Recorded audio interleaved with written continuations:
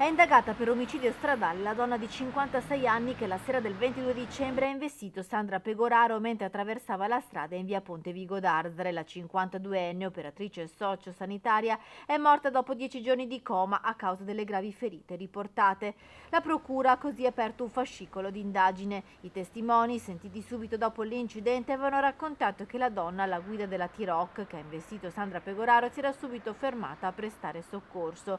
La sera dell'incidente pioveva e l'asfalto era umido, forse una condizione che potrebbe aver provocato l'impatto. Una vicenda tragica ma anche particolarmente triste, quella di Sandra Pegoraro. L'operatrice sociosanitaria a maggio del 2022 era sopravvissuta ad un tentato femminicidio in carcere. L'ex compagno Stefano Fattorelli, 51enne, che già nel 1999 in provincia di Verona aveva ucciso una donna con 33 coltellate.